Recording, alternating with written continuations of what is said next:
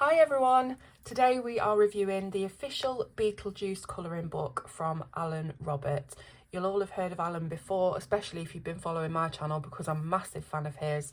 He is the illustrator of the Beauty of Horror colouring book series and a couple of books as well. I'm pretty sure I've reviewed every book he's put out. I'm pretty sure I have because I'm just a massive fan. But this one, as I say, is focused completely on Beetlejuice and has nothing to do with the Beauty of Horror series. So let's have a look then. The first thing I've got to say is I should have reviewed this before Halloween and we're now almost into December. It is terrible. It's sometimes, very occasionally, this will happen where I have a book for review, and as you know, I like to colour a page before I come and show it to you, and I'll colour the page and then put it down, and then it just gets sort of lost in a pile of other books and I completely forget about it, and that's what's happened here. So I really apologise to Alan and the publisher that I've not managed to get this out before Halloween. It's not that I was asked to or whatever, but I really wanted to because of the new film coming out, and you know, it is a scary book, so Halloween, and it's just one of them things that it just completely slipped my mind. So anyhow, here's the book. It has a little bit of glossy finish to the title of the book and a couple of accents, and then on the back you've got some images from inside which again are that glossy finish. It says, "Are you yourself strange and unusual? Then join the ghost with the most and the best-selling colouring book artist Alan Robert in this official colouring book for the recently deceased, featuring the most beloved and recognisable scenes from renowned 1988 film Beetlejuice." So it actually came out the year I was born. Didn't realise that. "Enter the Maitlands' haunted house and follow the spirit of the infamous bioexorcist as he tempts the Maitlands, terrorises Lydia Deetz and her family, and counters Otho's over-the-top hijinks in more than 60 pages of detailed illustrations." So right off the bat, I've got to say that I'm not a massive fan of Beetlejuice, the film. I love the aesthetic, you know, the colours and the style, and Lydia Deetz, the teenage goth, you know, I love it. I love the aesthetic. And I have actually been to a Beetlejuice themed wedding before, and I love the whole thing, but the actual film itself, it never really struck a chord with me. I don't know, I just didn't really get on with it. I have seen the new one, the sequel, and again it's very much in that sort of style. It's directed by Tim Burton, the same director, and it was okay. I don't think it's something that I'd watch again, you know. It's just, I don't know, it's just not for me. But anyhow, here's the book. So the first page, I love this, by the way, black and white stripes on the inside cover.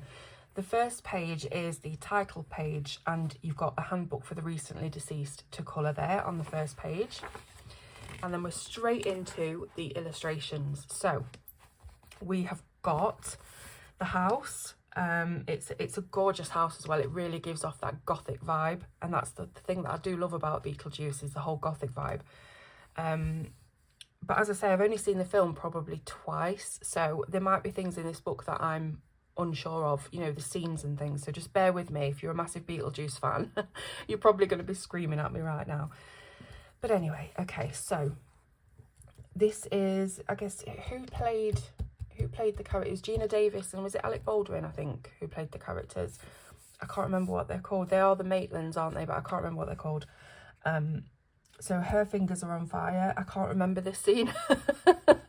And this is going to be pretty crap, me talking through this book, actually, because, you know, I can't remember a lot about it. But I guess the best thing about the book, as usual, is Alan Robert's illustration style, because he just can do no wrong in my eyes. I just absolutely adore the way that he illustrates, and his passion for horror, you know, and my passion for horror as well. We just really line up in that way.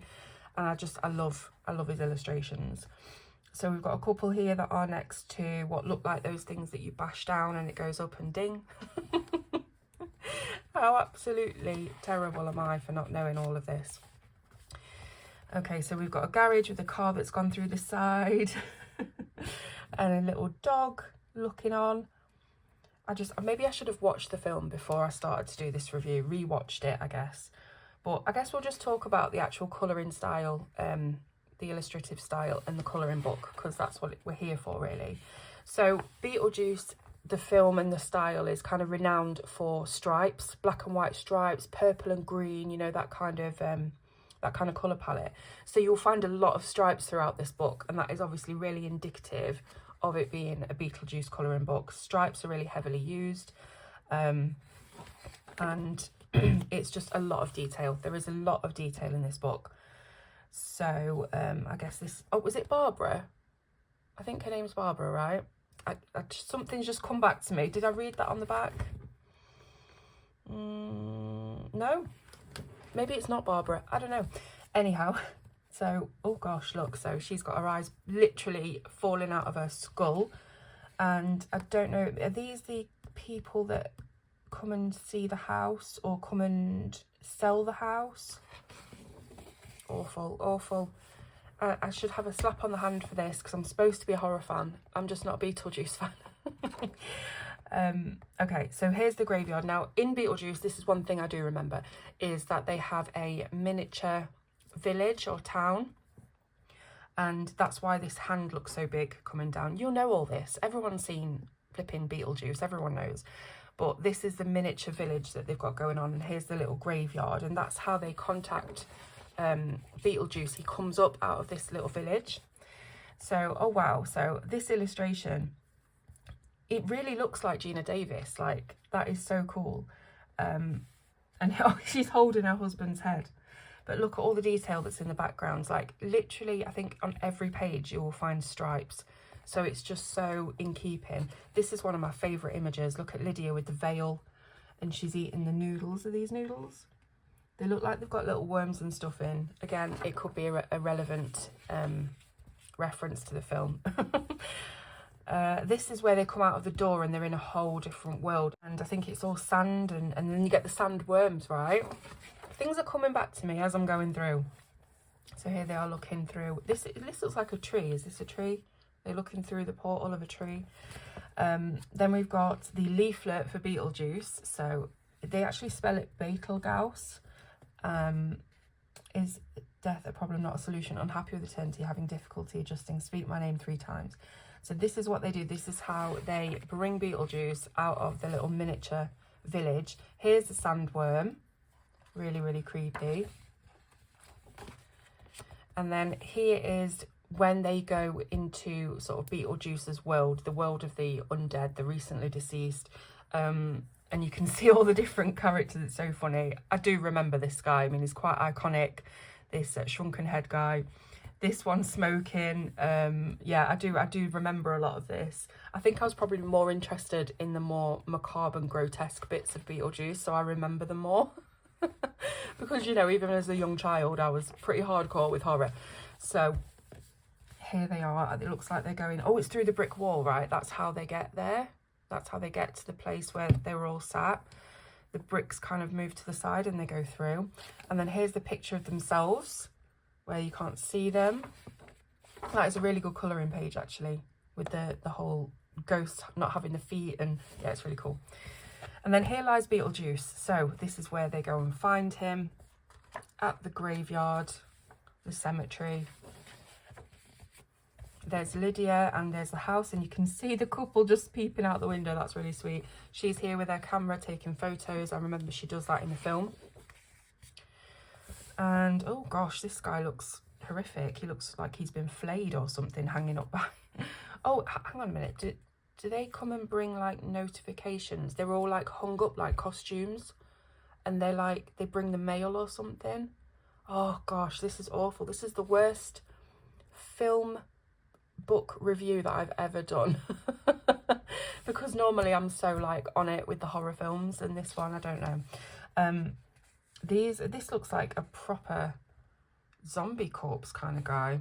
Is this, do they look in a mirror and there's loads of people who are trapped, souls who are trapped in the mirror? Could be a different film. Lydia's going up to the attic, which is where the mini village is. And then here finally we have Beetlejuice, the man himself. And Alan's just done such a good job of portraying his characters in this book as, you know, as lifelike as possible and as realistic as possible. This is the famous dinner table scene, I think, where all the horrible sort of crab hands, they're not crabs, are they? They're sort of like lobstery weird shrimp hands come out of all the dishes. And this is the, I think they call it the Deo scene. There's the one that I've coloured, obviously, as you can see. Paper's great, nothing to complain about at all. It's really nice, white, crisp, clean paper. Thickness, it's pretty thick. Obviously, it's not a card or a cardstock, but it is pretty thick paper. And if you just want to have a look on the other side, apart from a little bit of the imprint of the ink, which you can rub out with an eraser, there's been nothing come through to the other side. I haven't tested any markers with this though, and I will do that at the end just to check. So here's the one that I've coloured. Just take it out of the glare for a second. And I found the picture online of the still from this page, and I've coloured it as sort of close as possible to the still from the film. So hopefully you'll recognise that. I really like how the green glow turned out, and just the little hints of purple in there as well just really contrast nicely with the green. So yeah, I enjoyed colouring it. This dude's got really long arms. It looks like he's got hammers on the end of his arms. I can't remember this at all, but I really do love this creepy carousel that he's got going on his head. So here we go. There's the guy again with this, with the I was going to say a word then that we say in the UK for cigarettes, but it's an offensive word, so I won't say it. He's got his cigarettes, and we've got the shrunken head guy, and I think they're sort of consoling the couple. This one would be absolutely fantastic to colour, because just imagine the vibrancy and the depth of colour you could get coming off of all these neon lights and lettering and stuff like that. This is Dante's Inferno room. It says live nude girls. So this is obviously where Beetlejuice likes to go, because he's quite a crude guy, isn't he, to say the least. Here he is again. He is, I think this is a gravestone, and then you've got this creepy gargoyle. This one I remember. So she has her eyeballs in her mouth, and he's got this weird kind of skull with the eyeballs on his fingers. I don't know why he's got so many eyeballs on his fingers. I don't know where he's got the extra eyeballs from, but we'll have to ask Tim. I'll have to ask old Tim next time I see him. Okay, so we are back. I think this, again, this is the mailing room, right? Because here, look, he's strung up and he's carrying something. And look, they've got the typewriters and stuff. There is so much detail in this book, and I guarantee that if you're a fan of Beetlejuice, or you know anyone that is, you're going to have to get this book for them, like for Christmas or just as a gift, because it really does give you a feel of the film, definitely. So this is when Beetlejuice, I think, turns into a sandworm. I don't know. This indicates the plastic fake grass that was in the miniature world, right? So again, if you've seen the film, it makes sense. If you haven't seen the film, I think you'd just be looking through this book like, is this an acid trip? It's like a fever dream, right? So Beetlejuice is sort of like, I remember this, he kind of hovers up and he's in the air and he's kind of showing them what he's all about. This is the weird series of corridors with the tilted walls and the strange floors and stuff. And then you've got the janitor.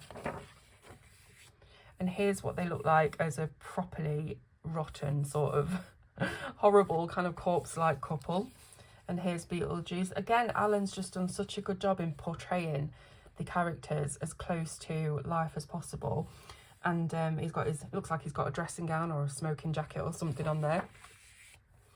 So here's, oh, this is Catherine O'Hara, right? So this is supposed to be Lydia's stepmom. I don't know if this is the dad or if this is like the realtor or the person that comes round to the house. I've got vague memories of the table scene, and I'm sure there were more people there than just, you know, Lydia and the parents. So this is when obviously all the shrimp are sort of coming out of the things, and you've got the Deo song again. It had to be portrayed because it's just probably the most famous moment of the film, I guess. Now here's Lydia looking down. I don't know if this is it. Yeah, it is, because this carries on. So this is a double page spread. She's looking down at Beetlejuice, so I'm guessing that he's still, you know, within the miniature world. The only thing about this book is you've really got to push it. Now it is stitch bound, so that's fantastic, because I know some of the beauty of horror books are usually glue bound, and a lot of times you can find that your pages come loose. This one is sewn. You can see you've got the little threads coming through here, so it does allow you to really push down and get it really quite flat. So that's good, but you just have to manipulate it a little bit. So we've got Shrunken Head Guy, and is this Beetlejuice? I don't know. There's another Shrunken Head Guy. It might be Beetlejuice, can't remember. I love this one. I was going to do this one. Lydia sort of hovering around, you know, singing at the end of the film like she does do. I can't remember the football players being there, but again, haven't seen it enough to know. And look at them again with those weird faces, and they're again in the corridor with the janitor. He's still got the eyeballs on his hands, and there's still too many eyeballs, so I still want to know where he's got them from. And then we've got Barbara, I think her name's Barbara, Gina Davis on the sandworm, and it looks like the guy is inside the mouth. Just can't remember at all. I'm so sorry. As you know from my Beauty of Horror reviews, if you've ever seen them, I am so in depth with everything because I'm just on the ball with horror films, and I just absolutely love the whole genre. It's just that Beetlejuice has never sat, you know, in that passion for me, and I don't know why. But I know that there are an awful lot of people who love Beetlejuice. It's one of those really loved kind of childhood horror films, I guess, for a lot of people. Whereas I was watching sort of Child's Play and Freddy Krueger when I was like 4 or 5 years old. So maybe that's why I just kind of skip over the more cartoonish fun horrors. I don't know. Anyways, if you know anyone or you yourself loves Beetlejuice, you're going to love this book. I am going to test. I said I was going to test, didn't I? Let's test on this first page. I need some... Okay, I'll use these. I've got these to hand. These are Stationery Island brush pens. I do want a purple and a green. So let's try this. I don't know what the exact colours are, but I'm just going to test. So this is a water-based brush pen. What shall I do? Let's do the edges of the pages in purple, because that's going to give us a really good swatch of colour for us to find out whether it bleeds through or not. But as I say, pencil works absolutely wonderfully, and I had a really good time colouring the page that I coloured with, I think, Prismacolor. They're usually my go-to pencil, as you know. So I'm doing this quite dark colour, and I have gone over the same area a couple of times just to test. So I'm just going to leave that for now, and then I'm going to do some green. Let's do green around here. I'm absolutely certain I've got the wrong colours for the book, but that's okay. It would be funny if I did have the exact right colours in the exact right places, but yeah, it's like I say, it's personal, isn't it, what films that we like and don't like. And Beetlejuice has such a cult following. I mean, it's massive, but it's like Rocky Horror. I never been interested in that either. Just doesn't, I'm just not fussed. I don't know. And that again has got a big cult following as well. And I've tried to watch it multiple times, like with Beetlejuice, but I just don't get it. I just don't get it. And that's okay. But again, you know, there are so many people that do. And there are so many people that are going to go mental for this colouring book. So let's look on the back then. Absolutely nothing. No bleed through, no ghosting, no shadowing, nothing. So that, yeah, like I said, I knew it was decent paper just from the feel of it. But yeah, so I'm going to go over that just a couple more times, you know, just put a bit more wetness on it just to give it a really good going over. Let's check again. No, nothing, not a speck. So once again, I apologise for not being the biggest Beetlejuice enthusiast on the planet, but I hope you have enjoyed this review, and I hope it has shown you the inside of the book and given you a feel for what you're going to get if and when you do buy this book. There will be links in the description. I think it would make a fantastic Christmas present for a Beetlejuice fan. I mean, they're going to go wild over it. And of course, it's Alan Roberts' illustrations inside, and he's just, you know, incredibly talented. I can't find enough adjectives, really.